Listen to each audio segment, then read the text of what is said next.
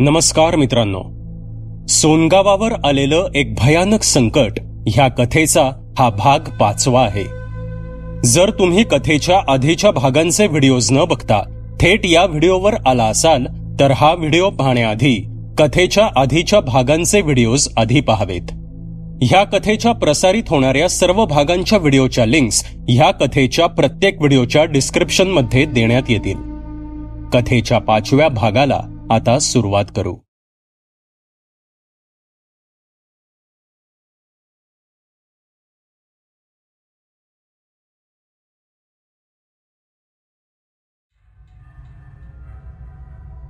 पुस्तक मिटून शून्यात नजर लावून तो काही वेळ तसाच बसून राहिला आणि अचानक त्याला काहीतरी आठवलं.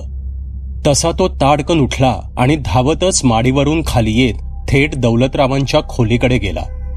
पण दौलतराव झोपलेले होते आणि त्यांना उठवणं शंकरला योग्य वाटलं नाही. त्यामुळे तो व्हरांड्यात येऊन तिथेच घुटमळत राहिला. अर्धा पाऊण तासानंतर त्याला खोलीतून दौलतरावांच्या बोलण्याचा आवाज आला. दौलतराव जागे झाले आहेत हे पाहून तो पुन्हा दौलतरावांच्या खोलीकडे पळाला.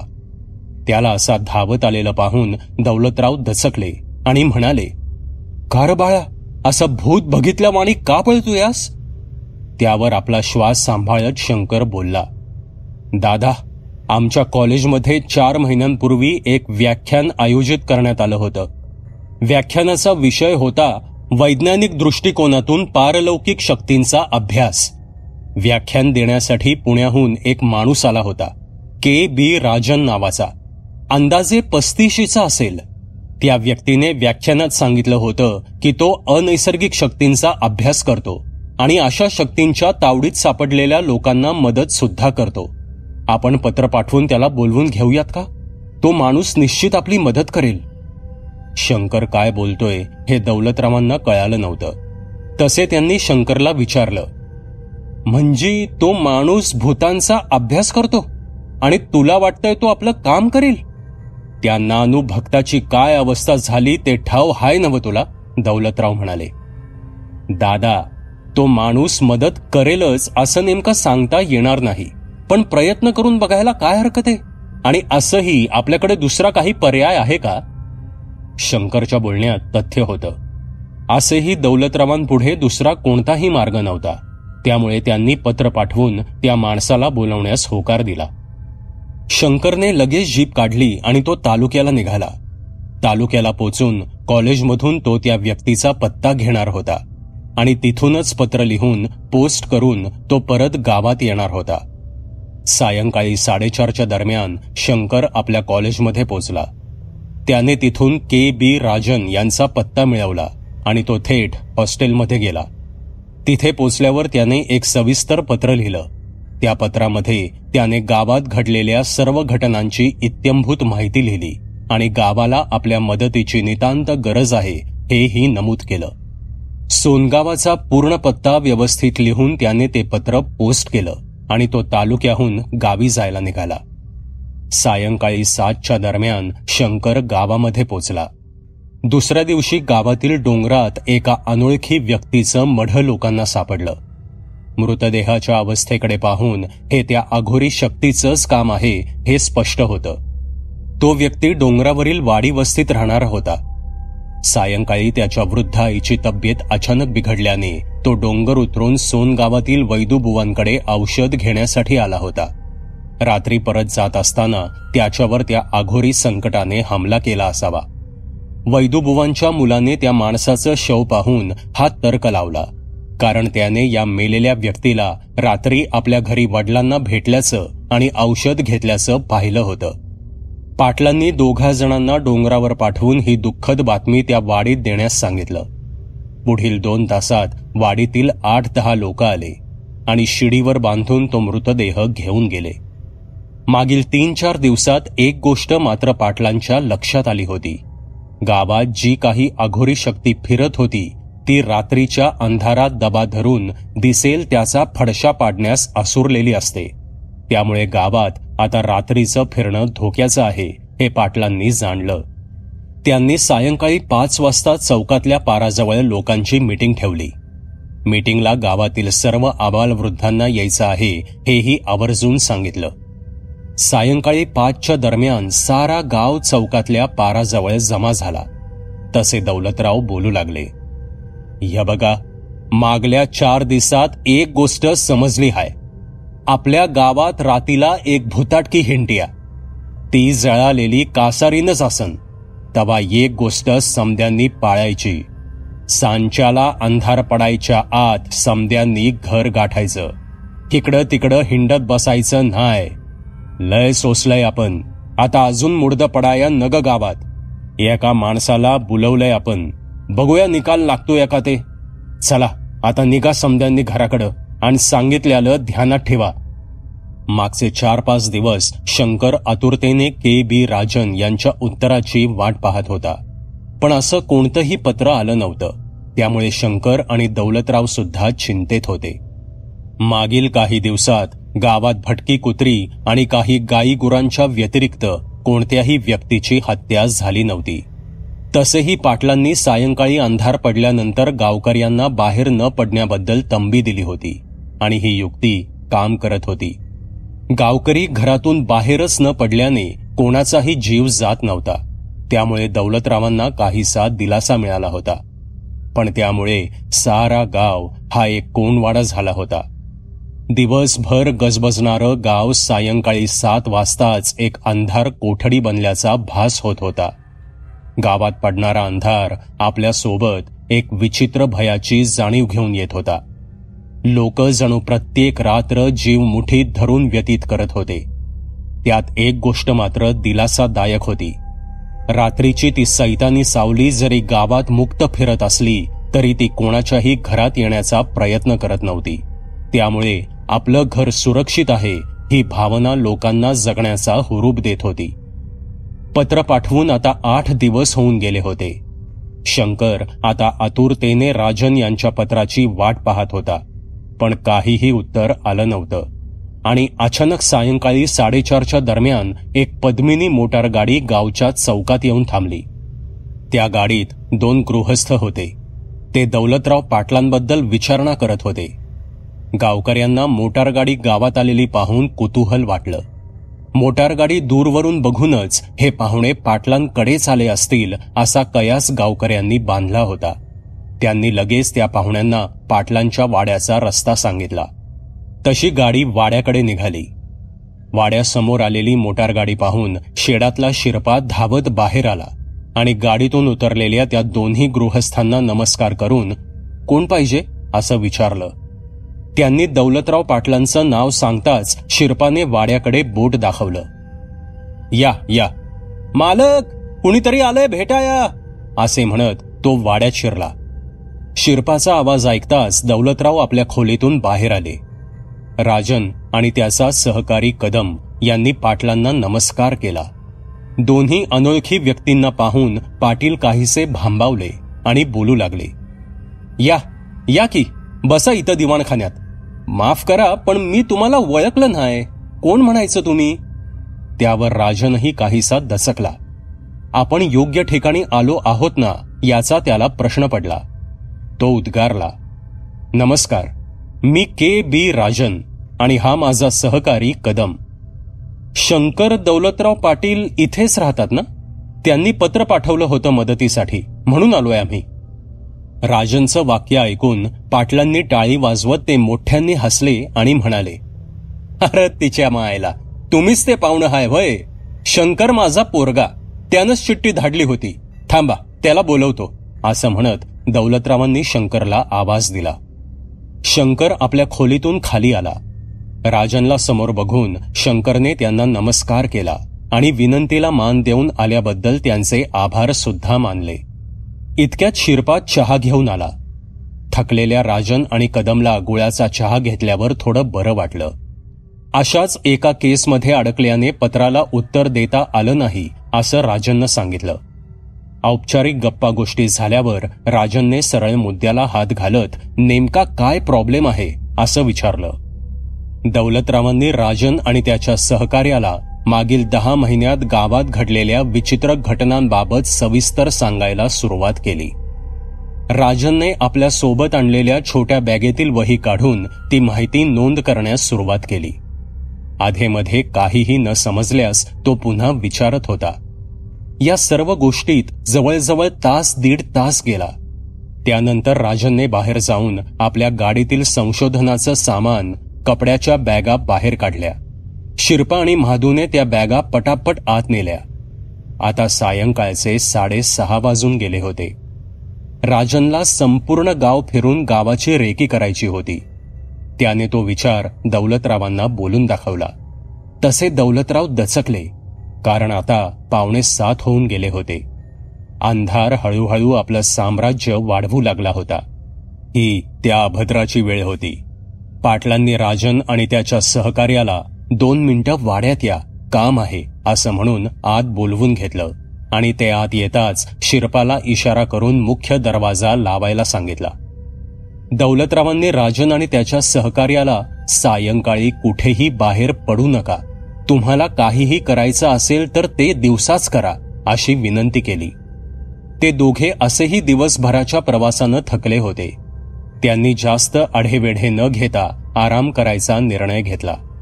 उद्या सकाळी उठल्यावर मात्र ते गावची रेकी करणार होते. पाहुण्यांनी सांगितलेलं ऐकल्याबद्दल दौलतरावांनी सुद्धा सुटकेचा निश्वास टाकला. दुसऱ्या दिवशी सर्व सोपस्कार उरकल्यावर सकाळी 10च्या दरम्यान राजन आणि कदम यांनी गावाची रेकी करण्याचं ठरवलं. हातात डाउझिंग रॉड घेऊन राजन वाड्याबाहेर पडला. सोबत एक नोंद वही घेऊन कदम सुद्धा होता. शंकर आणि दौलतरावांनी सुद्धा त्यांच्यासोबत जाण्याचं ठरवलं. हातातील डाउझिंग रॉड योग्य कोनात पकडत संथ गतीने पावले टाकत राजन पुढे चालत होता. त्याच्यासोबत हातात वही आणि पेन घेऊन कदम होता. पाटील त्या दोघांना गावातील वेगवेगळे रस्ते, गल्ल्या आणि अधेमध्ये येणारी मंदिरं दाखवत होते. हळूहळू त्यांच्या मागे गावातील लोकांची गर्दी जमू लागली. नेमका काय प्रकार चालू आहे याचा अंदाज आल्याने ती गर्दी हळूहळू आवाजात कुजबुजत होती. शेवटी चौकापर्यंत गेल्यावर राजनने हातातील डाउझिंग रॉड खाली घेतले आणि तो चौकातल्या पारावर जाऊन बसला. सगळ्या प्रकाराचा खुलासा करायची ही संधी आहे हे जाणून गर्दीतील एक जण पाटलांना विचारू लागला, पाटील, या काय चाललंय म्हणायचं? त्यावर पाटील म्हणाले, अरे मर्दानू, मी तुम्हाला सांगितलं नव्हतं का एक पाहुणं येणार हायती म्हणून? त्या कासरणीचा बंदोबस्त कराया, तेच हायती हे. त्यावर अजून एक जण म्हणाला, ते हातात सळ्या घेऊन काय बघतात म्हणायची? त्यावर राजन म्हणाला, या सळ्यांना डाउझिंग रॉड म्हणतात. हे ब्रॉन्झचे बनलेले आहेत. विदेशात 15व्या शतकापासून लोक याचा उपयोग विविध गोष्टी शोधण्यासाठी करत आले आहेत. गर्दी डोळे विस्फारून राजनचं बोलणं ऐकत होती. पण या 2 सळ्यांचा वापर करून कसा काय शोध घेता येईल याचं त्यांना कुतूहल वाटत होतं. आणि तेवढ्यात परटाचा गण्या बोलला, पाहुणं, सगळं शोधून काढता येतं म्हणता ह्या सळ्यांनी, तर माझ्या म्हशीचं रेडकू तेवढं बघा की कुठं घावलं तर. 12 बोड्याचं डोंगरात कुठं गायब झालंय काय बी कळना. तसा चिडलेल्या दौलतरावांनी गण्याच्या पाठी धपकन धपाटा मारला.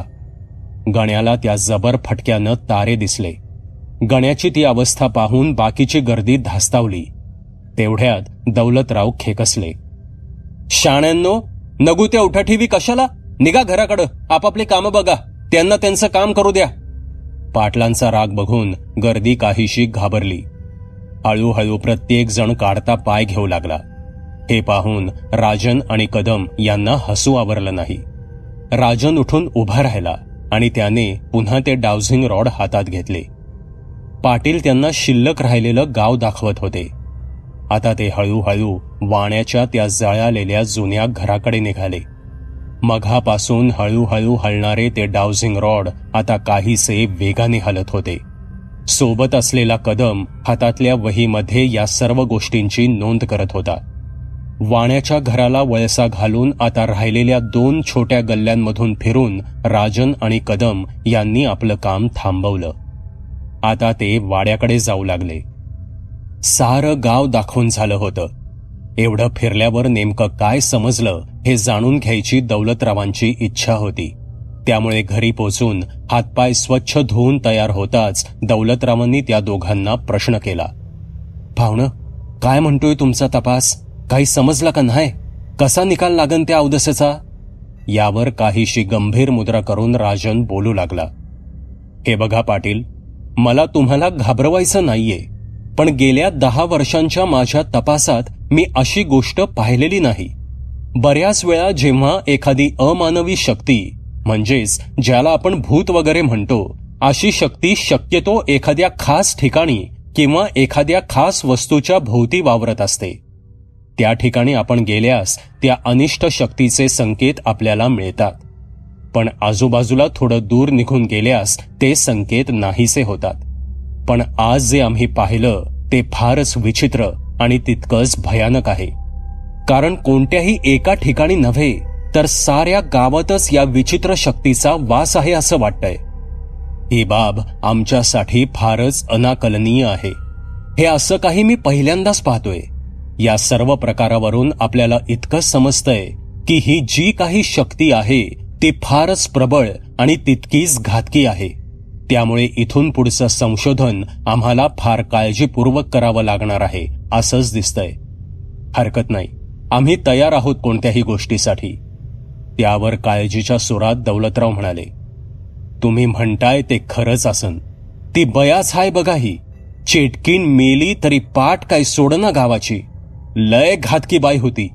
तिचंच काम हाय ह्य. त्यावर राजन म्हणाला, नाही पाटील, तुम्हाला किंवा गावकऱ्यांना वाटत असेल की ती सुगंधास भूत बनून आली आहे आणि ती हे सगळं करती आहे, पण मला तसं वाटत नाही. काल रात्री तुम्ही सांगितलं की गावकऱ्यांनी तिला जाळून मारलं. मग एक गोष्ट लक्षात घ्या, तुम्ही तिला जाळून मारला असेल तर तिचा आत्मा इथेच भटकण्याची काहीही शक्यता नाहीये. कारण शास्त्रानुसार नश्वर शरीर जेव्हा दहन होतं तेव्हा आत्म्याला मुक्त व्हावंच लागतं. तो इथेच घुटमळत राहू शकत नाही. त्यामुळे जी काही अनिष्ट शक्ती इथे वावरत आहे ती सुगंधा नक्कीच नाहीये. काहीतरी वेगळीच कहाणी आहे याच्या मागे. आपल्याला ती कहाणी शोधून काढावीच लागेल. कारण या गोष्टीचा उगम कळाल्याशिवाय तिचा अंतही करता येणार नाही. गावात घडणाऱ्या प्रकरणामागे सुगंधा नसून दुसरंच कोणीतरी आहे हे राजननं सांगितलेली बाब दौलतरावांना पटली नव्हती. आपला आक्षेप नोंदवताना दौलतराव म्हणाले, हवं पाहुणं, तुमचा शोध चुकीचा वाटूया. ती कासारीनच हाय ही. दुसरं काय बी घडलं नाही गावात. ती बया गावात आल्यापासनं सुरुवात झाल्या या समद्याला. त्यावर जास्त आढेवेढे न घेता राजन म्हणाला, ठीक आहे, बघूया. पण राजन मात्र आपल्या मतावर ठाम होता. दुपारचे 12 वाजत आले होते. उरलेल्या वेळेत राजनने त्या संतराम वाण्याच्या त्या जळालेल्या घराचं परीक्षण करण्याचं ठरवलं. त्याने तो विचार दौलतरावांना बोलून दाखवला. हवं त्या जळालेल्या खंडरात काय शोध लावणार तुम्ही? समद जळून खाक झालंय ते घर. तुम्हाला जायचंच असन तर घेऊन जा तू, पाटील म्हणाले. जेवण करून मग जाऊयात, राजन म्हणाला. दुपारी 1:30च्या दरम्यान राजन, कदम, शंकर आणि दौलतराव त्या जळालेल्या घराकडे जायला निघाले. सोबत महादेव आणि शिरपाही होता. त्या घराजवळ पोचेपर्यंत बघ्यांची गर्दीही त्यांच्या मागून जमा झाली. राजन पुढे होत रस्ता ओलांडून त्या घरात जाऊ लागला. सोबत शंकर, शिरपा आणि दौलतराव सुद्धा आत गेले. कदम आणि महादू मात्र बाहेर रस्त्यावर उभे राहिले. जळालेल्या दरवाजातून राजन आणि बाकीचे आत गेले. आतमध्ये राख आणि कोळशाचा खच पडलेला दिसत होता. काही ठिकाणी राखेत गवतही उगवलं होतं. बाहेरच्या खोलीतून वाट काढत ते आतल्या खोलीत गेले.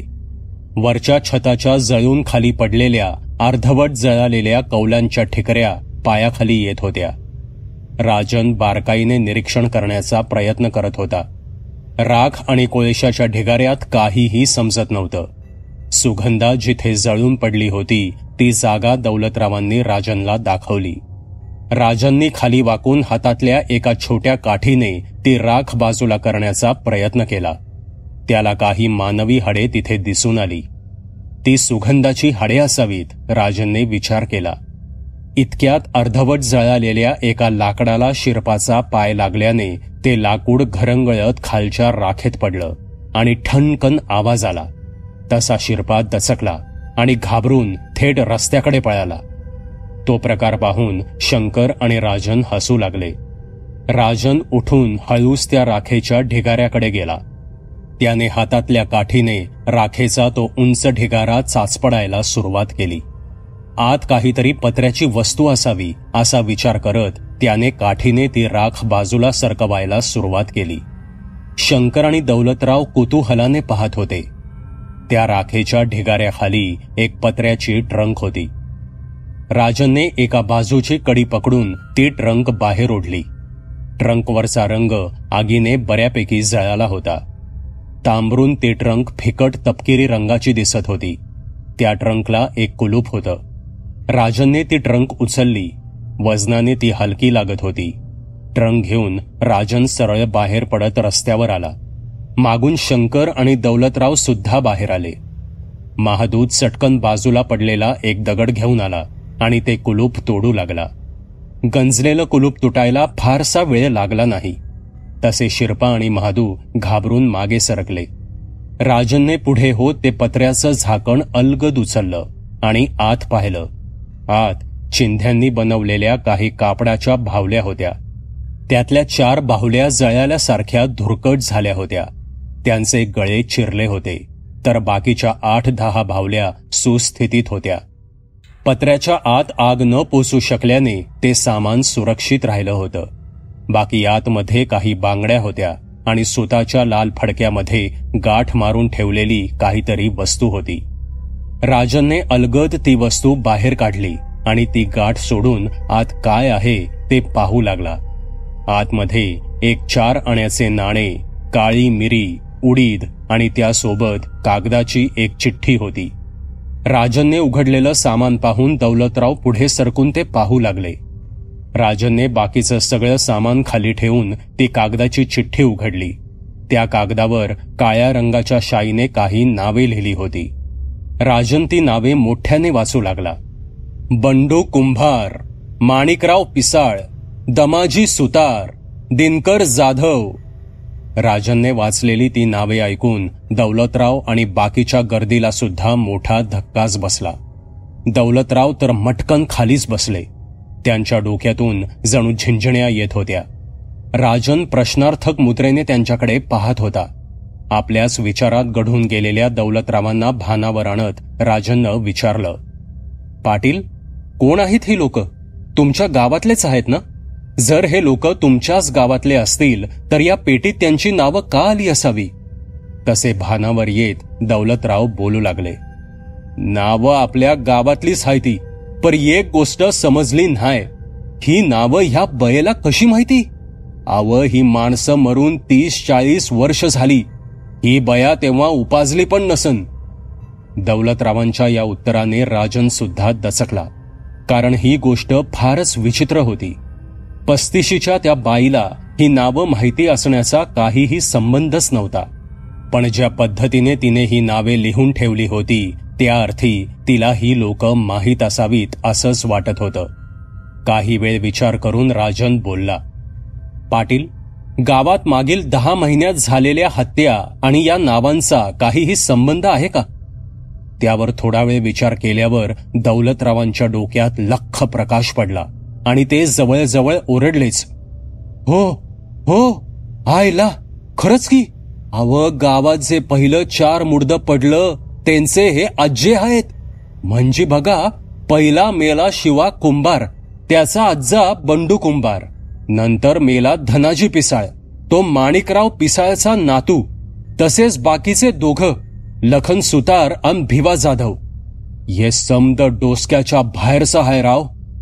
राजनने आपल्या हातातील ती चिठ्ठी लाल फडक्यात तशीच बांधून ते फडकं त्या पत्र्याच्या पेटीत टाकलं आणि ती पेटी त्या जळक्या घरात नेऊन ठेवली. बाहेर येताच तो पाटलांना म्हणाला, पाटील, मी म्हणालो होतो ना, हे काहीतरी वेगळंच प्रकरण दिसतंय. या नावांचा आणि त्या बाईचा काहीतरी संबंध आहे. आपल्याला तो संबंध शोधावाच लागेल, तेव्हाच आपल्याला पुढे जाता येईल. दौलतरावांनी होकारार्थी मान हलवली खरी, पण त्यांच्या डोक्यात मात्र विचारांचं वादळ सुरू झालं होतं. कारण या प्रकरणाने एक विलक्षण वळण घेतलं होतं. गावातील जुन्या म्हाताऱ्यांची ती 4 नावे ऐकून गर्दीत सुद्धा आता कुजबूज सुरू झाली होती. लोक आपापले कयास बांधू लागली होती. राजन आणि बाकीचे सर्वजण आता वाड्याकडे चालू लागले. राजन, शंकर, शिरपा आपापसात बोलत होते, पण दौलतराव मात्र शांत होते. आता या नवीन कोड्याची उकल कशी करावी याचाच विचार ते करत होते. सायंकाळी दौलतराव राजनला गावातील 2-3 म्हाताऱ्यांकडे घेऊन गेले. त्या म्हाताऱ्यांना ती 4 नावे सांगून गावात पूर्वी काही घडलं होतं का हे विचारण्याचा प्रयत्न करू लागले, पण काहीही महत्वाची माहिती हाती लागली नाही. हताश होत राजन आणि दौलतराव वाड्यात परतले. झोक्यावर पानाचा विडा बनवत दौलतराव आपल्या विचारात मग्न होते. राजन आणि कदम आपल्या खोलीत काहीतरी करत होते. पाटलांची चिंतामग्न मुद्रा पाहून शिरपा विचारू लागला, मालक, काय झालं? काय माहिती मिळाली का म्हाताऱ्यांकडनं? त्यावर मान हलवून पाटलांनी नकार दिला. शिरपा काहीसा विचार करून म्हणाला, मालक, त्या इनामदारांच्या म्हाताऱ्याला भेटावं का? त्याला काहीतरी माहीत असन. त्यावर दौलतराव काहीसे रागात म्हणाले, त्यो बाबू सरपंच वय, लय खवाट म्हातारं हाय ते, पर वय बी लय हाय म्हणा त्याचं, बघूया. बाबू सरपंच हा गावातील 90 पार केलेला म्हातारा होता. एकेकाळी गावचा सरपंच असल्याने लोक त्याला आजही बाबू सरपंच नावानेच ओळखत होती. हा बाबू सरपंच दौलतरावांचे वडील मारोतरावांचा एकेकाळचा राजकीय विरोधक, पण हल्ली हा म्हातारा आपल्या शेवटच्या घटका मोजत खाटेवर पडून होता. दौलतरावांची या म्हाताऱ्याला भेटायची तशी इच्छा नव्हती, पण माहिती मिळवणं गरजेचं होतं, म्हणून त्यांनी उद्या सकाळी त्या म्हाताऱ्याला जाऊन भेटायचं ठरवलं. सकाळी उठून सर्वजण तयार व्हायला 9 वाजून गेले. दौलतरावांनी राजन आणि कदमला बाबू सरपंचांकडे घेऊन जायचं ठरवलं. त्यांनी तसे राजनला सांगताच राजन लगेच तयार झाला. सोबत कदमही आपली वही घेऊन निघाला. पायी चालत पुढे 10 मिनिटात ते इनामदारांच्या वाड्यावर पोचले. दौलतरावांच्या अपेक्षेप्रमाणे त्यांचे तिथे थंड स्वागत झालं. औपचारिक गोष्टी झाल्यावर दौलतरावांनी सरपंचाच्या मुलाला येण्याबद्दलचं कारण सांगितलं. तो दौलतराव आणि बाकीच्यांना बाबू सरपंचांच्या खोलीकडे घेऊन गेला. ती खोली सुद्धा बाबू सरपंचांसारखीच जीर्ण वाटत होती. खोलीत एका बाजूला खाटेवर बाबू सरपंच शून्यात नजर लावून पडून होता, तर दुसऱ्या बाजूला काही अडगळीचं सामान पडून होतं. दौलतराव आणि बाकीचे आत शिरले. म्हातारा डोळे बारीक करून त्यांना न्याळू लागला. म्हाताऱ्याने त्यांना ओळखलं नव्हतं. दौलतरावांनी पुढे होऊन आपली ओळख सांगताच म्हाताऱ्याचा चेहरा पडला. त्याच्याकडे दुर्लक्ष करत पाटलांनी मुद्द्याला हात घातला. सरपंच, गावात काय चाललंय तुम्हाला ठावच असन. मी जी नावं सांगतो या त्या चौघांचा काय इशय झाला होता का गावात कधी तेवढं सांगा. असं म्हणत पाटलांनी ती 4 नावं म्हाताऱ्याला सांगितली. म्हातारा काही वेळ विचार करू लागला आणि म्हणाला, नाही बा, असं काय बी झालेलं माझ्या माहितीत नाही. हे बोलताना मात्र म्हातारा नजर चोरत होता. पाटलांचं लक्ष नसलं तरी राजनने ही गोष्ट पाहिली होती. पाटील दीर्घ श्वास घेत उठले आणि राजनला चलण्याचा इशारा करत बाहेर पडले. बाहेर पडताच राजनने आपलं निरीक्षण पाटलांना बोलून दाखवलं. पाटील, हा माणूस काहीतरी लपवतोय असं वाटतंय मला. मला नाही वाटत काय लपवत असन, आणि जरी लपवत असला तरी काय करता? तरणा असता तर 2 ठेवून दिल्या असत्या थोतरीत. जाऊ द्या, आपणच काहीतरी छडा लावू, पाटील रागाने म्हणाले. पण काहीतरी माहिती मिळेल ही त्यांची आशा आता मावळली होती. ते आता एका अशा टोकाशी येऊन थांबले होते की त्यापुढे रस्ता जणू संपला होता. काय करावं, कुठून माहिती मिळवावी काही सुचत नव्हतं. पण राजनने सांगितल्याप्रमाणे हे प्रकरण काही वेगळंच आहे याची पाटलांना आता खात्री झाली होती. राजनला गावात बोलवून शंकरने योग्यच केलं आहे हे जाणून पाटलांना शंकरचा अभिमान वाटू लागला होता. काहीही नवीन माहिती न मिळता तो दिवस तसाच गेला. रात्री 1च्या दरम्यान ते केसाळ फरफटत पावले टाकत मंद गुरगुरत चौकातल्या पाराजवळ आलं. तशी चौकात आराम करत पेंगाळलेली कुत्री ओरडत वाट मिळेल तिकडे पळत सुटली. पाराजवळ काही वेळ स्तब्ध उभं राहून ते अभद्र हळूहळू गावातून तालुक्याच्या दिशेला जाणाऱ्या रस्त्यावर चालत मिट्ट काळोखात कुठेतरी गुडूप झालं.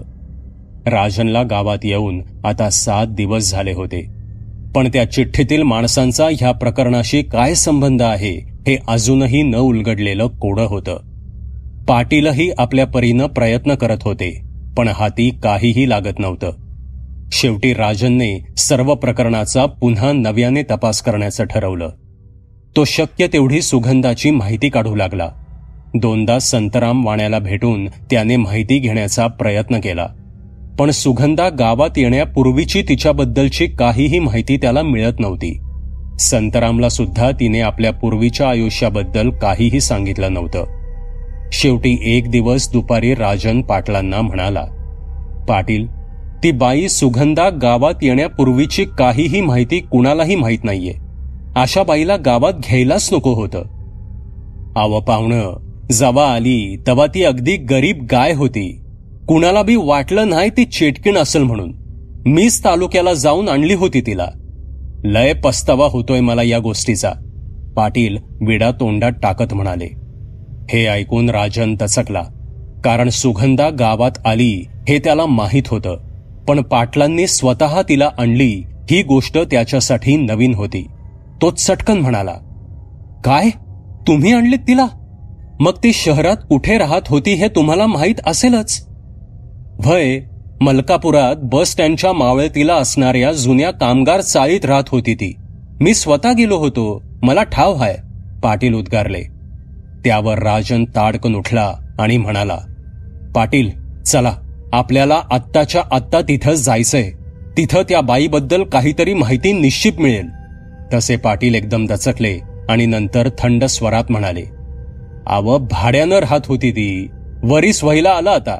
मला वाटत नाही काय उपयोग होईल. आहो, आता आपल्या हातात काहीच नाहीये. काहीतरी माहिती मिळेलच तिथे. प्रयत्न करायला काय हरकत आहे, राजन म्हणाला. पाटील नाईलाजाने तयार झाले. त्यांनी आपली जीप काढली. राजन, कदम आणि पाटील आता तालुक्याला निघाले. पुढील 1 तासात ते तालुक्याच्या त्याच चाळीत पोचले. सुगंधा राहत असलेली खोली पाटलांनी शोधून काढली, पण ती खोली बंद होती. दारावर कुलूप होतं. दुपारची वेळ असल्यानं चाळ निर्मनुष्य दिसत होती. ते तिघेजण काही वेळ तिथेच घुटमळत राहिले. तेवढ्यात शेजारच्या खोलीतील एक बाई खरकटे पाणी टाकण्यासाठी बाहेर आली. नाल्यात पाणी टाकताना बाहेर या 3 जणांना पाहून ती दचकली. तेवढ्यात पाटलांनी पुढे होऊन ओळख सांगितली आणि सुगंधाच्या खोलीकडे बोट दाखवून त्यांनी विचारणा केली. त्या बाईने हातातलं घंगाळ खाली ठेवलं आणि ती बोलू लागली, या बघा साहेब, आम्ही मजुरी करणारी माणसं. मला जास्त ठाव नाही त्या बाईबद्दल. ती हिथं 1.5 वर्षाखाली राहायला आली, पण आधी हिथं सखूबाई नावाची एक कासारीन राहायची. अन अचानक ती म्हातारी कुठंतरी निघून गेली आणि सुगंधा इथं आली. मी या सुगंधाला म्हातारीबद्दल विचारलं. ती म्हणाली की म्हातारी तिची मावशी हाय. ती आता तिच्या गावी राहणार हाय आणि मी आता तिचा बांगड्यांचा धंदा बघणार हाय. अन वरीच झालं ती सुगंधा बी कुठं गायब झाली हाय. बाकी त्या समोरच्या खोलीतली रखमा या सुगंधाची चांगली मैत्रीण होती, पण ती 8 दिवसाखाली गावी गेली. ऐतवारी येणार हाय. तिला अजून माहिती असून बहुतेक. पर तुमचं काय काम पडलं त्या सुगंधाकडं? गावात येणारी जुनी कासारीण सखूबाई इथेच राहत होती आणि तिचा सुगंधाशी संबंध होता ही गोष्ट पाटलांसाठी नवीन होती. गुंता कमी होण्याऐवजी आणखीनच वाढत चालला होता.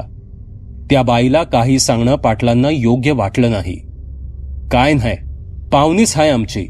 हे तिचे मालक. घरातनं रुसून आलती. इथं राहते असं कळलं म्हणून आलो होतो. ठीक आहे, येतो आम्ही, पाटील म्हणाले. पाटलांनी राजनला सुगंधाचा नवरा बनवून टाकल्याने तो काहीसा दचकला. जीपमध्ये बसताना पाटील आणि कदम पोट धरून हसत होते. आता राजन सुद्धा त्यांच्यात सामील झाला. गावात पोचायला त्यांना 6 वाजले, पण आजचा दिवस कारणी लागला होता. आता रविवारी पुन्हा तालुक्याला जाऊन त्या दुसऱ्या बाईची, रखमाची भेट घ्यावी लागणार होती. तिच्याकडून काहीतरी नवी माहिती मिळण्याची अपेक्षा होती. राजनने आजवर भुताटकीची अशी बरीच प्रकरणं हाताळली होती, पण एका आभासाशिवाय त्यानं प्रत्यक्ष भूत कधीही पाहिलं नव्हतं. इथे सोनगावात तर शंकरने प्रत्यक्ष भूत पाहिलं असा दावा तो आणि लोक करत होती. राजनला राहून राहून रात्री बाहेर पडावंसं वाटत होतं.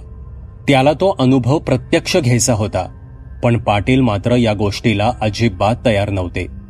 राजनने मात्र आज रात्री बाहेर पडायचा पक्का विचार केला होता.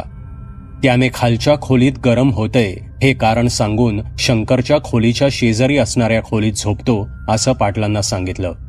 कारण शिरपा रात्री वाड्याचा दरवाजा बंद करून त्याला आतून कुलूप लावत होता आणि वरच्या खोलीला लाकडी बाल्कन्या होत्या.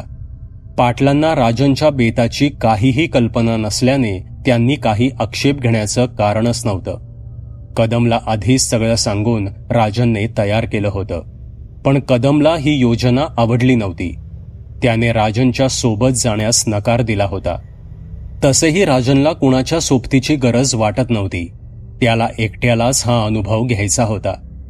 रात्रीचं जेवण उरकून ते दोघे वरती झोपायला गेले. राजन वाडा आणि गाव सामसूम व्हायची वाट पाहू लागला. रात्री 1च्या दरम्यान त्याने बाल्कनीत येऊन रस्त्यावर नजर मारली. सारं काही सामसूम होतं.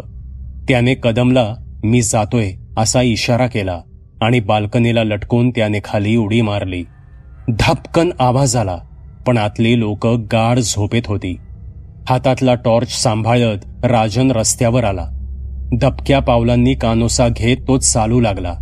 आजूबाजूला नजर भिरकावत तो हळूहळू चालत चौकाच्या दिशेने जात होता. गाव जणू अंधारात गडप झाल्याचा भास होत होता. मध्येच एखादं भटकं कुत्रं त्याच्यावर भुंकत होतं. त्याला हुसकावून तो पुढे सरकत होता. टॉर्चच्या प्रकाशात त्याला अजून काहीही विचित्र दिसलं नव्हतं.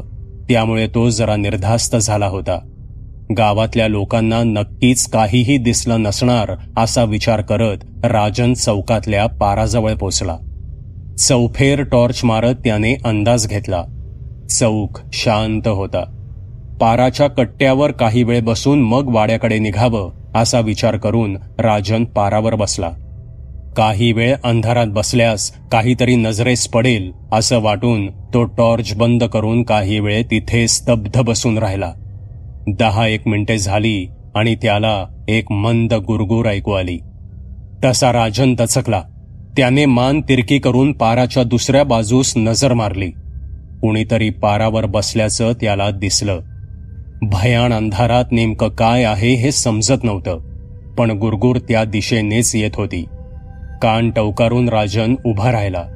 त्याचे हातपाय आता लटलट कापू लागले. कारण हेच ते अभद्र आहे हे त्यानं जाणलं आणि पळण्याचा पवित्रा घेत त्याने टॉर्च सरळ त्या दिशेने मारला. तसं ते केसाळ सावध झालं. गरकन मुंडी वळवत ते अभद्र आपला लालसर जबडा उघडून खेकसलं.